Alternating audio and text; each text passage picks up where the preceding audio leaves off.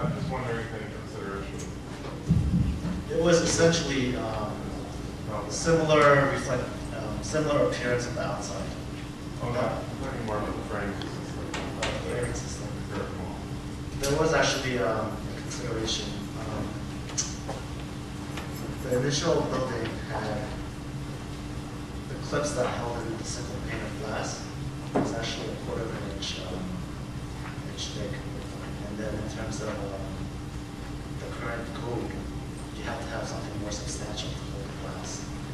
So that was one of the deciding factors in terms of the frame for holding the glass that was located. And in terms of thermal expansion, I'm sure that had occurred, but I do not know what the extent is. Sorry. Other questions? This question is for Kyle in regards to the Juilliard School. The fact that you're replacing the travertine with travertine from Italy doesn't account for the fact that there's a huge embodied energy to transport that material all the way from Italy, and also the fact that you haven't replaced any of the mechanical systems to be a full building. I'm not sure, you didn't elaborate on that. How do you justify staying on the same track even by preserving a building that you're making it green, even though you're still using existing systems that they were using in the 50s and 60s? Well, to address part of your question, I think in relation to the travertine and the stone cladding itself, first of all, I think the act of trying to minimize the amount of stone to be replaced throughout the building has been an ongoing process. There isn't wholesale replacement anywhere of the facade itself, although there have been numerous considerations to do just that. And I think that by sustaining and taking care of the material, that we're actually prolonging the life and the use of the material itself. So by selective replacement, and actually what I didn't go into a lot of detail is that there's actually a lot of repairs that stabilize the existing stone without having to replace it wholesale. So for that part, I can comment on. The rest, in terms of solutions for, mechanical systems and further greening the building, that's really in the hands of other design consultants that are not part of this presentation, unfortunately. I'm just here to talk about the conservation, really, and stabilization of the travertine.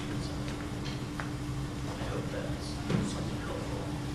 Well, I mean, the whole issue of preserving modernist buildings, I find, is very problematic because the systems used when they were built in no way responds to issues of sustainability today with regards to natural ventilation, like with Crown Hall, and where the balance lies between preserving a building that may not necessarily be worth preserving with regards to its sustainability.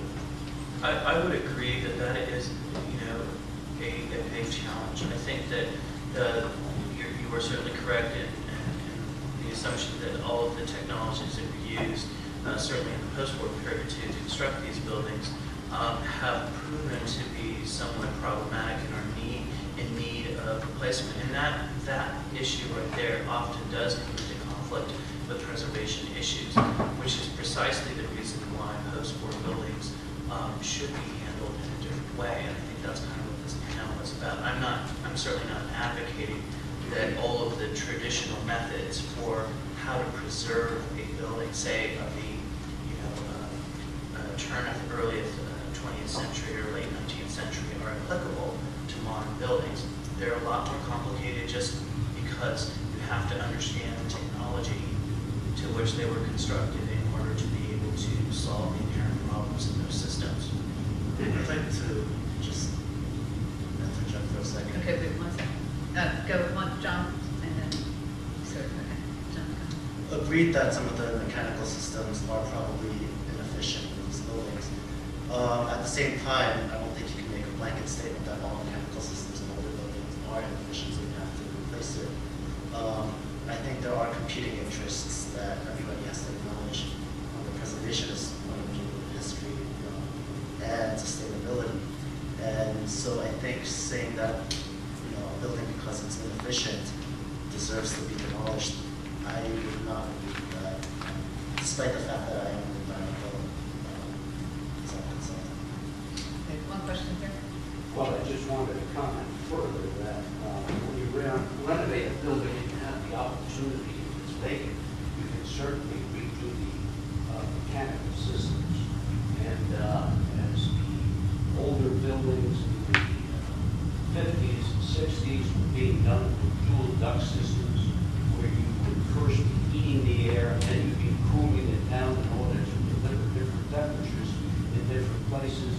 We've done many buildings where we rip out those systems and we put in variable air volume systems, which then give you the right temperature conditions in different places by varying the amount of air.